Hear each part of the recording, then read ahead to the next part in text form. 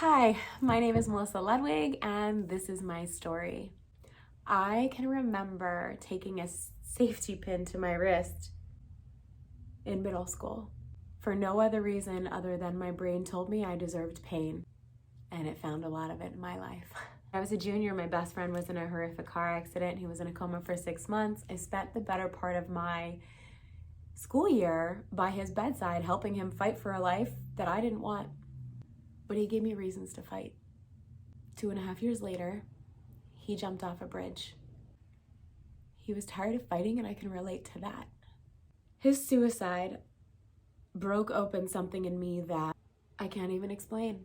Life seemed pointless. I didn't know how people were living and existing in this world with so much pain. And then, just like my whole life, I realized that that's not the life they were living.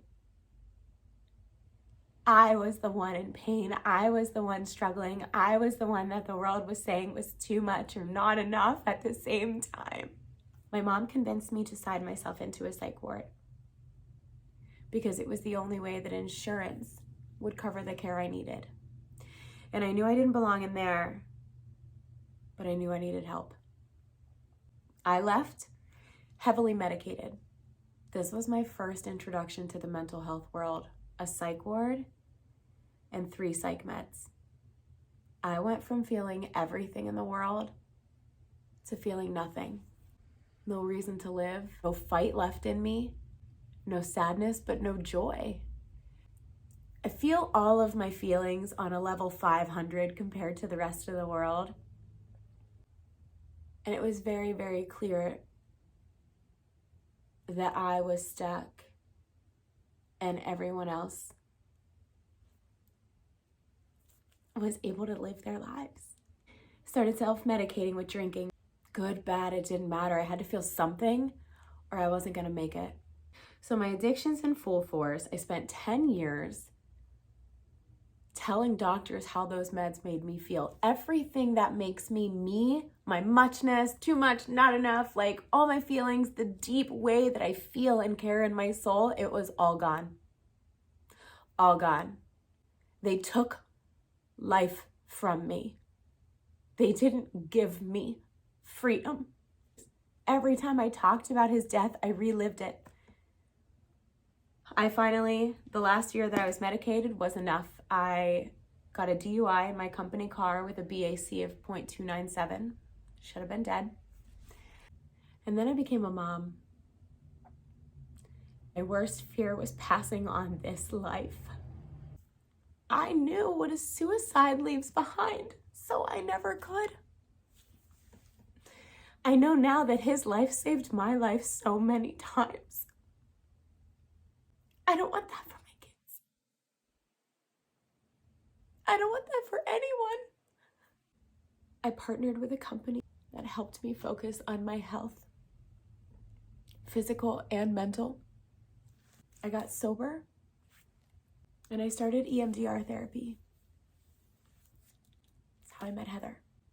That changed my life. After EMDR therapy, it was the first time that I could even talk about Kirk without bursting into tears and feeling like he died all over again. So I'm doing all of the things, and I'm still struggling years later. And I started seeing all this stuff about ADHD online, and I'm like, I really think I have this. And I keep saying it to everyone around me, and you know what everyone around me says? Oh, I have that. That's not ADHD. Everybody has that. Yeah, my family is all undiagnosed ADHD as well, so of course they do. It's highly genetic. One day I'm crying to my best friend that I'm still struggling, I'm doing all the things, and I just don't know what else to do. My depression's so bad, my anxiety's so bad. If you want someone to feel broken, keep telling them they have depression and then have them try everything that helps depression and nothing helps them. In fact, it makes them worse. That'll make you crazier than putting you in a psych ward. So she told me depression and anxiety are actually symptoms of ADHD. My mind was blown. I went down a rabbit hole of education for ADHD. I learned everything I could, and for the first time in my life, somebody was speaking to me. Somebody heard me, understood me, and I saw myself. I felt validated. for the first time in my life that I wasn't crazy, that all of these things that I've been feeling forever are legit. They saw me wrong. I'm not wrong. So I went into my doctor's office, which I was told that I couldn't ask for meds because I'm a recovered alcoholic. I couldn't ask for meds because it's drug seeking. I couldn't ask for meds because I have a cannabis card. But doctors could shove meds down my throat for 10 years that made me want to die. These are the problems. Please find a way to fix them. I'm so grateful that my doctor heard me that day. My first day on Adderall, I cried. I thought I went deaf. I had no idea the rest of the world lived this way. No wonder they kept telling me to just get over it. They could. No wonder they just kept telling me to do the things. They could. I've been driving this broken down Chevette my whole life and everybody else is driving a fucking Tesla. So now I'm experiencing the 5 stages of diagnosis. The fact that my life didn't have to be so fucking hard if somebody would have seen me. Not my biggest symptoms. I had an ADHD eval scheduled and my doctor said, let's do it. Knowledge is power. And I was like, heck yeah. The more we know, the more we know. So I did it. Months later, I went in for my results. A 30-minute session was 90 minutes while they told me that they think I am bipolar 2 with CPTSD.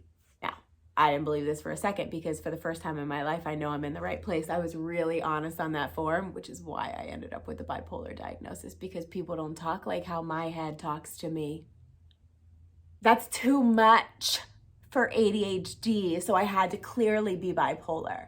They knew I had trauma. They gave me a trauma diagnosis. They knew I have addiction because it's sober and it's everywhere in my file. In fact, they used my drinking behavior to back up their bipolar diagnosis. My brain scan with Heather didn't show any bipolar, but it did show trauma, emotional dysregulation like, whoa, and ADHD. Oh, and of course addiction. I already know. The place that did my eval told me if I could control my emotions with an SSRI, then they would maybe consider an ADHD diagnosis. Someone slapped that depression diagnosis on me while I was drugged up and passed out in a psych ward, and here I am 30 years later having to fight for one that I know is true. Am I the only one that sees a problem here? It's been a crazy year. Absolutely crazy. I sit here today with no depression, no controllable anxiety, 8 years sober, and I went for 2 months without taking my ADHD meds. Meds that I would have started a war for a year ago. We just need to be heard. We just need to be seen. We need to be believed. The whole world has been telling us we don't fit our whole lives. I need you to see us. I need you to know that it could be life and death. I'm one of the lucky ones that made it. Every day, I see those that don't. It's up to you. It's up to me. It's up to us to do it differently.